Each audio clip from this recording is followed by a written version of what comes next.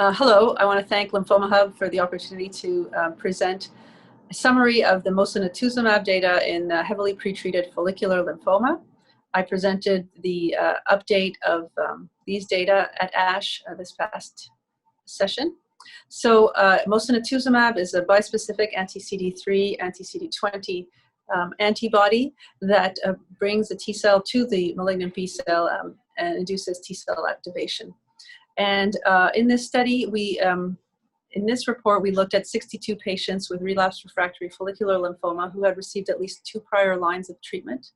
The study of Mosunetuzumab is dosed at a day 1, 8, and 15 dose escalation, and then target dose at day 15 and cycle 1, day 1. And in this report, we look at patients treated at a dose of either 2.5 up to 13.5 milligrams. In total, as I said, 62 patients were treated. The overall response rate was 67%, with 52% of patients achieving a complete response. Responses were seen in what are considered high-risk follicular lymphoma groups, so those who have POD24 or progression of disease within 2 years of their first line of treatment, patients who are double refractory to both an anti-CD20 and an alkylating agent, and in patients who were refractory to their most recent prior therapy. So responses in those groups were similar to the group as a whole. In addition, patients with prior PI3 kinase inhibitor had a relatively high response rate, over 80%, and activity of mosunetuzumab was also observed in 4 patients who had received prior CAR T therapy and were primary refractory to this treatment. All of those patients responded. The responses to mosunetuzumab appear to be durable with a median follow-up of 18 months. The median duration of response is about 20 months for patients in complete remission.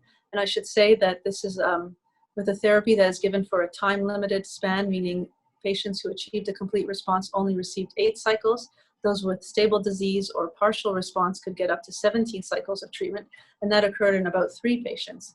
So even with time-limited therapy, responses appear to be quite durable. And in addition, this study allowed for retreatment with mosunetuzumab in patients who had achieved a complete response and then lost their response. So here in this abstract, we reported on 4 patients who had a retreatment. 2 of them achieved a complete response and 2 achieved a partial response. In terms of tolerability, mosunetuzumab is very well tolerated. The most common related adverse events are hypophosphatemia, neutropenia, and some cytopenias as well. These were all manageable for all patients in the study. There were very few dose delays. There were no dose reductions, and very few patients interrupted or stopped therapy due to adverse events. Cytokine release syndrome was observed in our study in a small percentage of patients, largely in the first cycle of therapy, or entirely in the first cycle, generally on the first day of treatment and up to the 15th day. These were all grade 1 and grade 2. No patients required ICU admission. No patients required steroids or tocilizumab to manage the symptoms. As well, there was no significant neurotoxicity. Some patients experienced headache and dizziness, but none of the neurosyndromes that are observed with CAR T therapy, for instance. So overall, mosunetuzumab shows high degree of activity in patients with follicular lymphoma who are heavily pretreated. These responses appear to be durable, and the therapy is quite tolerable. And I think an interesting feature of our study was that patients received time-limited treatment, so 8 cycles of treatment for the majority of the responding patients. And despite this, the responses are quite durable.